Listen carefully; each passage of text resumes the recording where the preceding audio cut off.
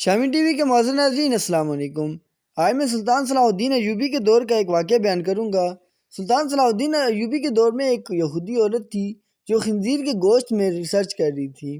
خنزیر کا گوشت کھانا کیوں اسلام میں حرام قرار دیا گیا؟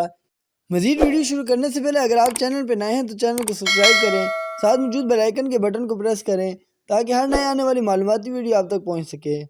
ناظرین، سلطان صلاح الدین ایوبی کے زمانے میں ایک یہودی عورت تھی جو اسلام پر ریسرچ کر رہی تھی۔ اس نے اسلام کے بارے میں بہت کچھ سیکھا اور بہت کچھ پڑھا۔ ایک سوال جس کا جواب اسے نہ مل سکا وہ یہ تھا کہ آخر خنزیر کا گوشت کیوں اسلام میں حرام قرار دیا گیا ہے۔ صرف یہی ایک بات تھی جو اسلام کو قبول کرنے سے روک رہی تھی۔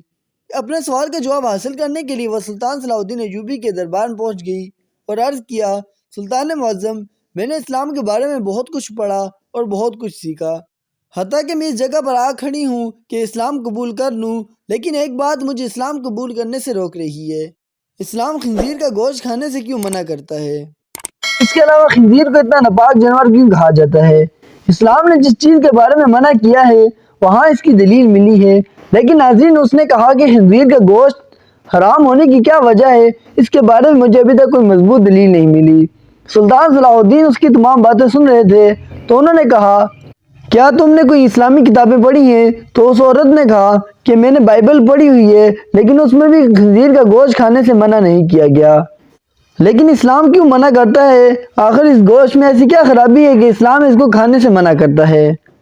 سلطان صلاح الدین ایوبی نے اپنے ایک مشیر کو حکم دیا کہ بائبل کی وہ کتاب میرے پاس لے آؤ جو اپنی اصل حالت میں موجود ہو۔ جب بائبل کی کتاب پیش کی گئی تو سلطان نے وہ حوالہ تلاش کر کے اس یہودی عورت کو دکھایا جہاں لکھا ہوا تھا کہ خنزیر کا گوشت کھانا منع ہے۔ خاتون نے حیران ہو کر کہا، یہ کیا بات ہوئی؟ میرے پاس جو کتاب ہے اس میں تو لکھا ہے کہ خنزیر کا گوشت کھانا منع نہیں۔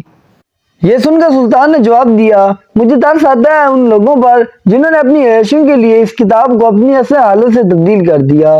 تمہارے پاس جو بائبل ہے یہ اپنی اصل حالت میں موجود نہیں۔ سلطان صلاح الدین ایوبی نے مزید کہا کہ میں نے ابھی تو صرف کتاب سے ثابت کیا ہے، اب میں اسے سائنس سے بھی ثابت کروں گا۔ پھر سلطان نے اس عورت سے کہا کہ کل صبح خنزیر کا گوشت پکا کر میرے دربار میں لے آنا۔ دوسرے دن اس عورت نے خنزیر کا پکا ہوا گوشت سلطان کی خدمت میں پیش کر دیا۔ سلطان نے اس کو کراہ سے دیکھتے ہوئے کہا، اب اس کی بوٹی کے 2 حصے کرو۔ خاتون نے جب چھری سے 2 حصے کیے تو درمیان سے گوشت کچا تھا۔ سلطان نے اس خاتون سے کہا، کیا تم نے اس گوشت کو اچھی طرح سے نہیں پکایا تھا؟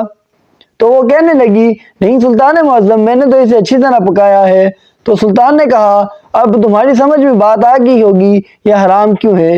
اسے جتنی بھی اچھی طرح پکایا جائے یہ درمیان سے کچا ہی رہ جاتا ہے اور جب تمہارے پیٹ کے اندر جاتا ہے تو بہت سی بیماریوں کا سبب بنتا ہے۔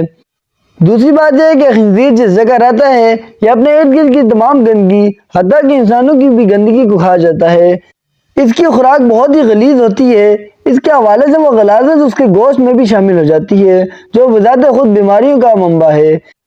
تیسری بات یہ ہے کہ جب خنزیر کی مادہ کسی دوسرے خنزیر کے ساتھ جنسی تعلق قائم کرتی ہے تو یہ اسے دیکھ کر خوش ہوتا ہے اور فخر محسوس کرتا ہے، اور یہ بغیرتی کی خصلت اس کے گوشت میں بھی پائی جاتی ہے، اور اس کا گوشت کھانے والا بھی انہی صفات کا حامل ہوتا ہے کہ اپنی عورتوں کو دوسرے کے حوالے کر کے خوش ہوتا ہے اور فخر محسوس کرتا ہے۔ یہ واحد جانور ہے جس میں اتنی غلاظت اور بے شرمی بھری ہوئی ہے۔ جب آپ ایسے جانور کا گوشت کھائیں گے جس کی بنیاد غلاظت سے بھری ہوئی ہو تو آپ کو کیا فائدہ دے گا؟ یہ بات سن کر یہودی عورت سلطان صلاح الدین ایوبی کے سامنے جھک گئی اور کہا، سلطان معظم، اب آپ مجھے کلمہ پڑھائیں۔ سلطان صلاح الدین ایوبی نے اس عورت کو کلمہ پڑھایا اور تمام دربار اللہ اکبر کے نعروں سے گونج اٹھا۔ اسی طرح کی ویڈیو دیکھنے کے لیے چینل پر بنے رہیے۔ ملتے ہیں اگلی ویڈیو میں، تب تک کے لیے اللہ حافظ۔